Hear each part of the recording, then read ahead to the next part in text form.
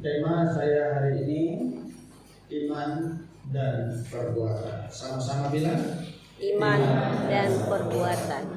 Yakobus 2 ayat 17 sampai 18. Dikatakan demikian, Yakobus 2 ayat 17 mulai. Demikian juga halnya dengan iman. Jika iman itu tidak disertai perbuatan, maka iman itu pada hakikatnya adalah mati. Tetapi mungkin ada orang yang berkata, padamu ada iman dan padaku ada perbuatan. Aku akan menjawab dia, tunjukkanlah kepadaku imanmu itu tanpa perbuatan, dan aku akan menunjukkan kepadamu imanku dari perbuatan. Puji Tuhan. Demikian jauh bacaan kita. Berbahagia kita menaruh perhatian pada firman Tuhan dan menjadi pelaku firman. Haleluya. Sekali lagi salam. Puji Tuhan. Ini ada PowerPoint, masih ada? Sudah? Oh. Saya ada kayaknya PowerPoint ini. Atau kalau sudah terhapus, aman sudah. Baik. Jadi kita kan belajar saat ini. Saya percaya begini, setiap kita ini punya iman yang luar biasa dalam Tuhan. Amin. Setiap kita berdoa supaya kita mengalami mujizat-mujizat Tuhan. Bahkan awal tahun kemarin kita telah memasukkan pokok doa kita lewat doa puasa kita 3 hari. Itu merupakan suatu program kita tiap-tiap tahun. Nanti tahun depan kalau ada yang ikut boleh. Itu setiap tahun kita doa puasa 3 hari lalu memasukkan pokok doa. Dan tadi pagi saya bertanya, ternyata ada yang pokok doanya sudah dikabulkan oleh Tuhan.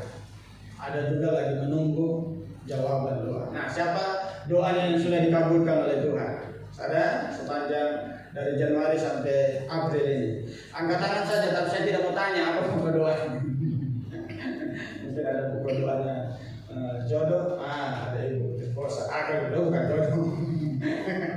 Itu keuntungan saja pasangan saya ngomong dia angkat tangan. Nah, ibu terposa, ada yang lain doanya dikabulkan Tuhan. Mungkin masalah bisnis, pekerjaan, kalau orang tua, keluarga dan sebagainya.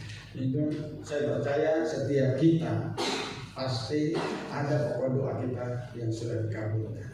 Nah, yang saya mau katakan begini, setiap kita bukan hanya sekedar beriman bahwa doa kita itu dikabulkan Tuhan.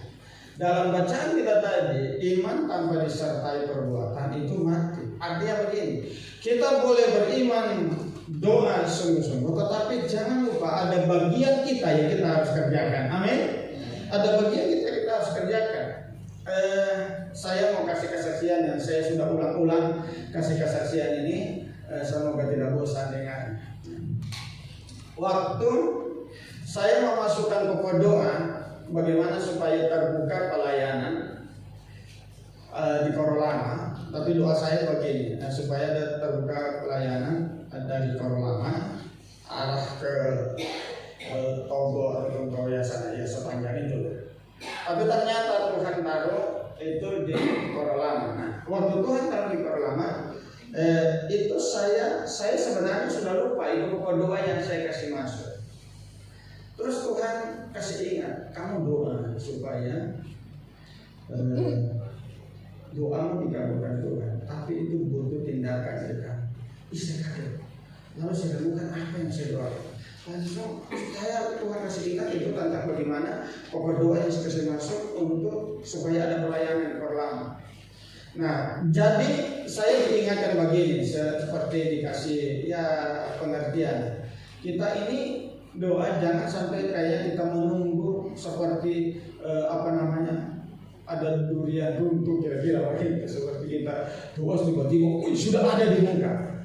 Kita harus berusaha. Makanya iman tanpa perbuatan itu pada hakikatnya. Lalu usaha yang saya lakukan adalah membuat pendekatan kepada teman-teman di Korolama sana, sharing dengan teman-teman.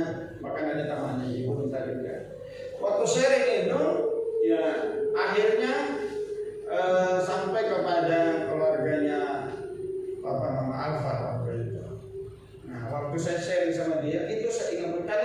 Sebetulnya saya gelisah itu ada 2 minggu saya gelisah itu. Lalu saya tidak tenang. Karena saya berusaha untuk buat pendekatan, tidak ada yang bisa cocok gitu. Nah tidak karena termasuk Pak Peter itu, Pak Peter waktu bilang sudah, Pak Peter bisa pinjam rumah untuk pakai poskopan. Sudah bilang, aduh semua dikontrak orang. Itu rumah sekarang itu yang ada di belakang kita ibadah. Nah akhirnya saya kasih Bapak Alfa ini, saya telepon dia malam minggu. Bapak, bisa datang ke rumah ini malam? Oh memang saya mau kolong dalek. Saya tidak biasa suruh orang datang malam-malam. Cuma saya mau kolong dalek, ngantar istrinya mau latihan singkat. Puji Tuhan dia singkat cerita dan beban yang di hati. Lalu saya minta, boleh tidak memulai persekutuan di rumah? Lalu dia boleh, ini nggak boleh.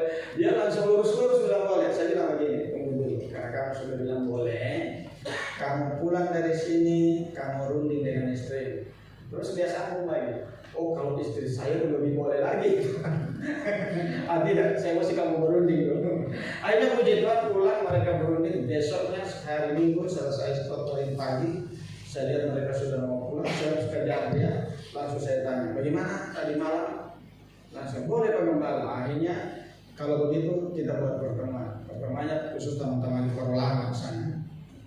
Kita buat pertemuan, maka dibuatlah persekutuan untuk belajar selasa. Nah, ini yang saya mau bilang, kalau kita berdoa terus kita juga tidak bertindak, tidak jadi itu persekutuan atau gereja di Korolama. Dan saat ini kan sudah ada lahan, sudah ada tanah gereja di sana.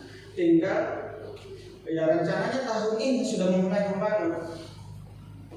Makanya saya selalu bilang terima kasih Bapak Ibu yang menabur untuk pekerjaan Tuhan lewat tadi itu kota Pembangunan maupun ada yang scan di barcode yang di Warta itu di rekening gereja ada di Warta itu bisa scan di situ. Nah, tapi sebelum ini sudah baca-baca jangan lewat dari nol atau tak kurang. Mesti nyemutin di 50 juta taman oleh satu. Karena ada peristiwa itu mau kasih pesan, tapi ini kasih persembahan di kantong. Karena itu amplop yang satu itu ada uang juga. Lewat itu kota persembahan orang yang kasih jalan persembahan dia ambil yang di kiri. Oh dia senang di situ. Salah saya dia kaget. Aduh salah si mas tadi. Salah saya gimana dia cari bukan hidup kolektif. Dia bilang aduh saya salah kasih mas tadi. Itu kalau saya belum kasih istri. Pertanyaannya apakah dia dikasih? Tidak dikasih, saudara. Masalahnya begini, itu amplop bukan cuma satu. Kan ini jemaat besar kan, banyak amplop. Jadi pikir, aduh, jangan-jangan pada tidak betul dia kasih amplop. Tapi kalau betul juga ya tidak tahu ya bagaimana. Aduh akhirnya panggil Bapak Gembala, cari solusi. Begitu panggil Pak Gembala, Pak Gembala sudah kita berdoa saja. Kalau memang itu dari Tuhan untuk memberkati kamu, artinya ikhlaskan saja.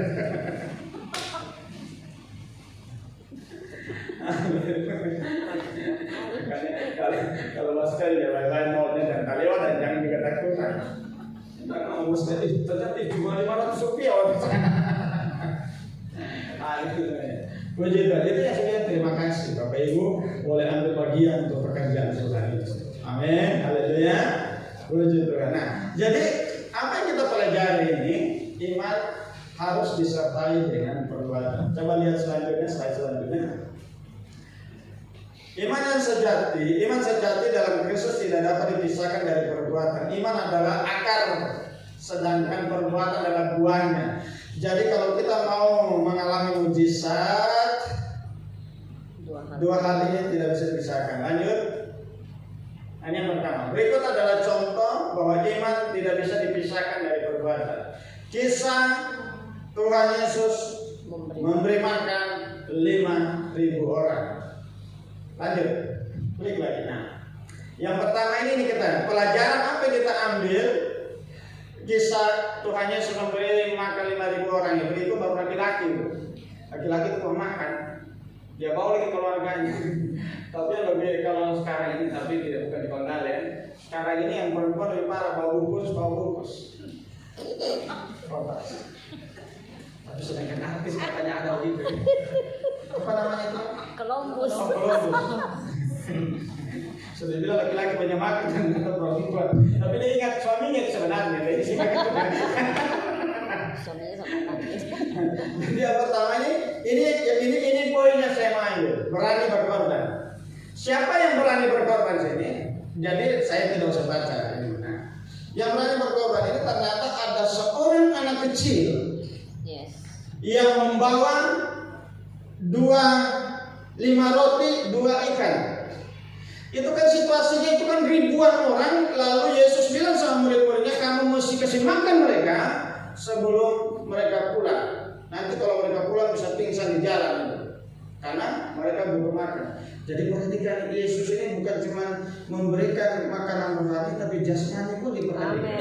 Amin. Jadi percayalah bahwa kebutuhan makan minum kita itu selalu diperhatikan oleh Tuhan. Tidak usah khawatir.